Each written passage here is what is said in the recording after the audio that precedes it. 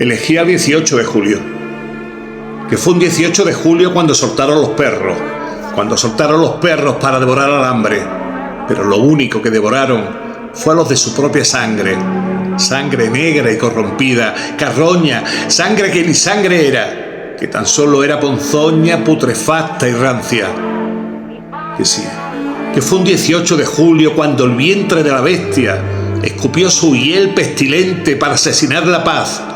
y para alumbrar nuevas guerras. Que no fue ninguna guerra, que ni tampoco fue civil, que fue un golpe militar seguido de una represión brutal y asesina,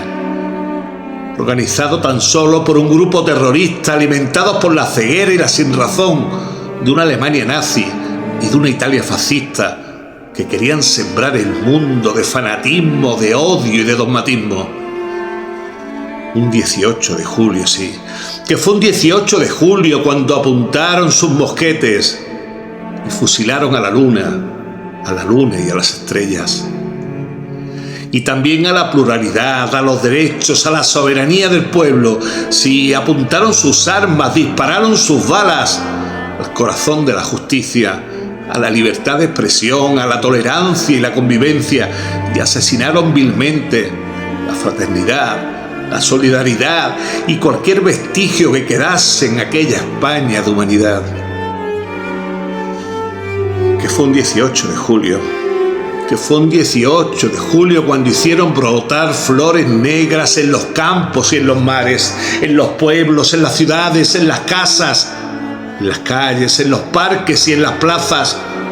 sobre todo en las tapias de los cementerios. Un 18 de julio, sí, que fue un 18 de julio cuando ardieron las bibliotecas, cuando se quemaron los teatros, cuando se incendiaron las escuelas, cuando las bombas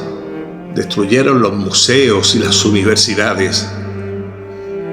Que los primeros caídos en aquel enfrentamiento fueron la crítica, la investigación, la educación y la cultura.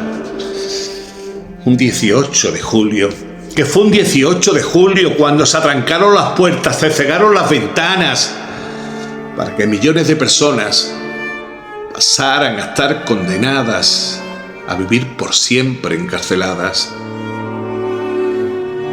Que fue un 18 de julio, que fue un 18 de julio cuando hubo más muertos que cementerios, cuando no hubo sangre suficiente para saciar la sed de la tierra. Que fue un 18 de julio donde hubo más heridos que hospitales, donde se apuntaban los miembros en mitad de la calle, donde hubo más huérfanos que hospicios, más viudas que vivos, más ancianos que jóvenes, más perdidos y desaparecidos que hallados y encontrados, más odio que amor amado.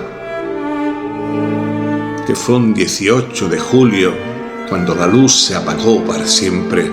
y amanecieron 40 años de penumbras en las sombras, donde solo quedaron mujeres sin hombre, esos hombres sin mujeres, esos niños sin sus padres, esas madres sin sus hijos, y solo perros, ratas y cerdos quedaron para repartirse el botín y para enterrar a los muertos, mientras buitres y cuervos y alimañas desgarraban la carne y descarnaban sus entrañas. Que aquellas naciones de España lloran y lloran porque un iluminado y fanático traidor quiso convertirlas en un solar de dolor, de sufrimiento, de lágrima y de pasión.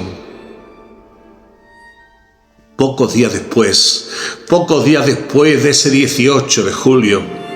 muchos caerían, torturados y fusilados, gritando libertad. Un 18 de julio,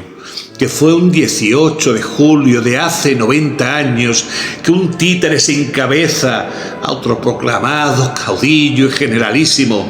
paseó su vergüenza y sus dominios entre velas de liturgia, manos manchadas de sangre y los varales de un palio.